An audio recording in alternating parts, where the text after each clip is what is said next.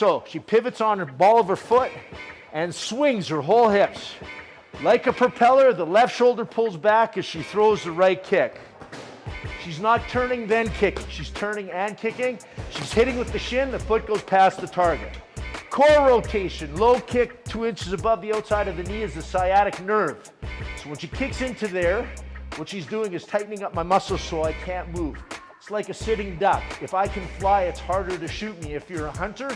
But if I'm stuck on the ground, not moving, it's easier for her to hit me and at the same time harder for me to try to track her down. So one of the most important things that we work on with Muay Thai that really helps with all your techniques is core rotation, twisting the core, and proper body mechanics. Proper body mechanics supply the force, the power, and the balance that is required. So on her first punch with the jab, there is no core rotation. All she's doing is she's getting her power from actually stepping in and using her body weight. But when she throws her right hand, her left leg will take a short step and she pivots her core. Her core rotates, almost like throwing a ball, except the hand doesn't come over. Comes straight through, straight through. One more. Same, right after that right hand is the follow-up to a left hook. Again, really, really important core rotation. So it's the transference of weight from side to side. Other than a jab, the punching side foot is going to pivot. So she pivots the right, pivots the left. Good. Same idea when she elbows. On the first elbow, which is what we call a guard parter, she doesn't use her core. She just steps in and pushes straight through. If my guard was right here, she's bringing the elbow directly in between. If she does a level elbow from here, she's going to be running into my guard. So the first one, she just steps in, pushes. Short little step. One, one, one. Now if she manages to open my guard, level trajectory elbows would be the first one. Again, core pivots and rotates. She throws the right, the weight goes to the left. She throws the left, weight goes to the right. Right, left, right, left. Due to my size, she probably wouldn't hit me with the level, so she kind of swing it over a little bit. Elbow comes up and over. Left, right, left, right, left. One of the most popular, back elbow. She rotates again. She's getting the rotation by turning her whole body and brings the elbow straight through. Now, most people go level trajectory. If my hand's like this, she would probably catch my arm. So she wants to come right in between by going over top, bang, or underneath to the chin. Bang, good. Going on to kicks. On a push kick, there is still slight hip rotation. When she throws her right push kick, which is to keep the distance, her right hip pushes forward. Exactly. She maintains her balance. The trajectory is a push rather than a lift like kicking a soccer ball.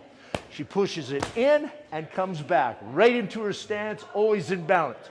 Okay, she can shift her feet to go to the left and then throw her left as well. Or if I come charging in, she can use either leg. She'll start with her right leg to intercept me, or her left leg as if I get closer, just to keep that gap between us. Notice that she's always in balance and recovers. Core rotation, low kick 2 inches above the outside of the knee is the sciatic nerve. So when she kicks into there, what she's doing is tightening up my muscles so I can't move. It's like a sitting duck. If I can fly, it's harder to shoot me if you're a hunter. But if I'm stuck on the ground, not moving, it's easier for her to hit me and at the same time harder for me to try to track her down. So she pivots on her ball of her foot and swings her whole hips. Like a propeller, the left shoulder pulls back as she throws the right kick. She's not turning then kicking. She's turning and kicking. She's hitting with the shin, the foot goes past the target. Same principle to the body. She again gets her foot to go past. She drives the shin through. Boom. Okay? She's not just kicking and flicking it off and dropping it down. She's trying to uproot my body weight. Now, because I'm bigger, what's going to happen is when she hits, my size, my mass is going to eventually stop her kick, but she can still get lots of force. Slam. Good. One more. Slam. Good. And then, of course, the same thing up towards the head. Bringing it up nice and high. Low kick to the head. Oh, low kick to the head.